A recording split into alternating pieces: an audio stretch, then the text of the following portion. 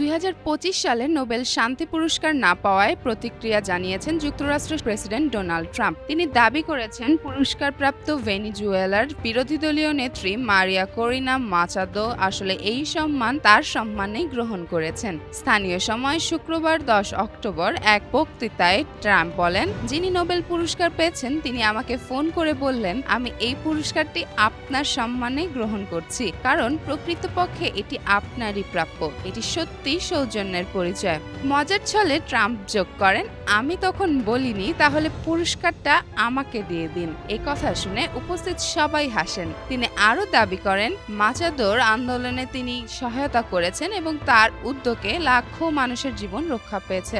এদিকে নোবেল জয়ের পর সামাজিক মাধ্যম এক্সে মারিয়া করিনা মাচাদো লিখেছেন, আমি এই পুরস্কারটি ভেনেজুয়েলার কষ্টভোগী জনগণের উদ্দেশ্যে ও প্রেসিডেন্ট ট্রাম্পকে উৎসর্গ করছি, যিনি আমাদের আন্দোলনে দৃঢ় সহায়তা করেছেন। ট্রাম্প দীর্ঘদিন ধরে নিজেকে শান্তির প্রেসিডেন্ট হিসেবে আখ্যা দিয়ে আসছেন। তিনি দাবি করেন, আমি 8টি শান্তি চুক্তি করেছি, এর মধ্যে ইসরায়েল গাজা ও ভারত পাকিস্তানের মধ্যে একটি ছিল। তবে ভারত সরকার তার এই দাবি নাকচ করেছে। নোবেল কমিটি জানায়, মারিয়া করিনা মাচাদো ভেনেজুয়েলার গণতান্ত্রিক অধিকার প্রতিষ্ঠা ও শান্তিপূর্ণ রাজনৈতিক পরিবর্তনের অবিরাম প্রচেষ্টার স্বীকৃতি হিসেবে পুরস্কারটি পেয়েছেন। ট্রাম্পের ভাষায়, আমাকে অন্তত 4-5 বার নোবেল দেওয়া উচিত ছিল। সবাই জানে আমি তার যোগ্য। যেমন ফারিয়া, জনকণ্ঠ।